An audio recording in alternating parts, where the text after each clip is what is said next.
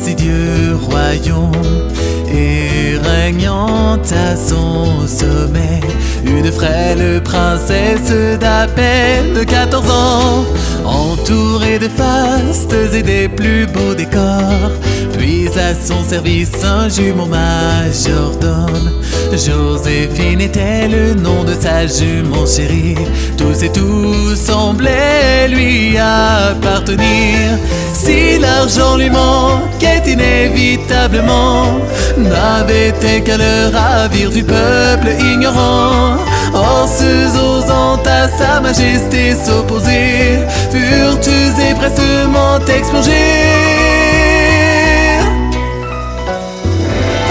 Joyeuse fleur épanouie du mal, criante de ses couleurs vives, toute cette pauvre mauvaise herbe à ses pieds flétrira et ne sera qu'en grès.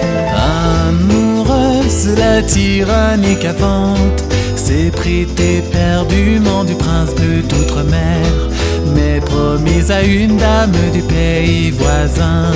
Ce fut le coup de foudre au premier regard.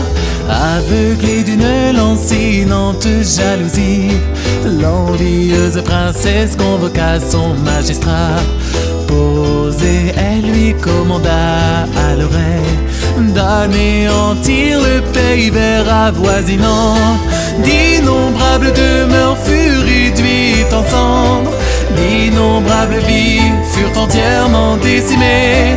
Les souffrances et les cris de ce peuple affligé à son Altesse ne parvenaient qu'en vain.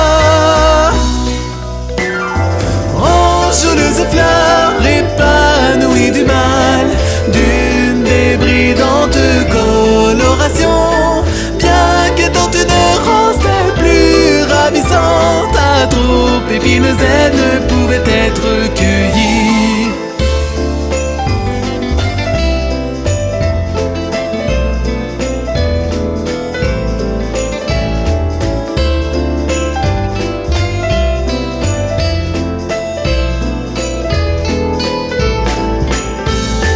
La princesse du mal devait être entravée, réclama la nation entière insurgée.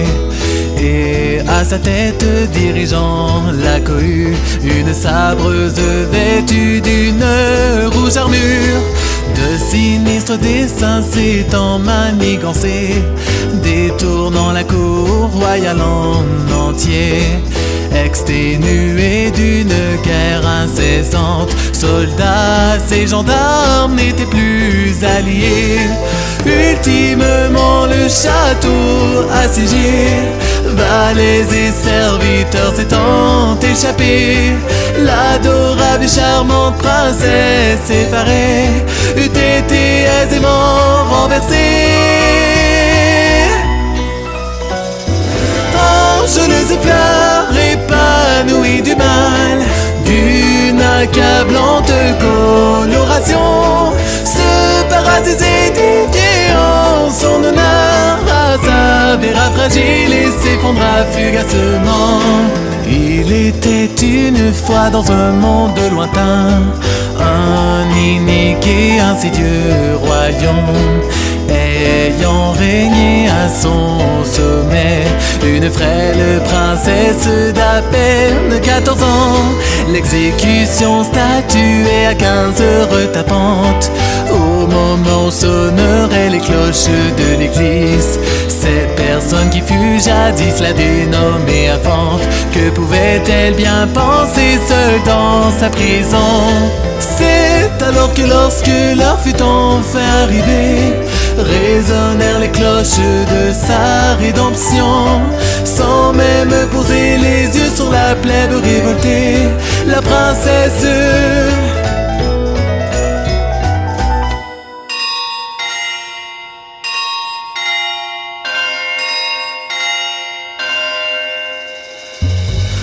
joyeuse fleur épanouie du mal, criante de ses couleurs vives, les peuples suivants raconteraient son histoire. À elle fut vraisemblablement l'enfante du mal.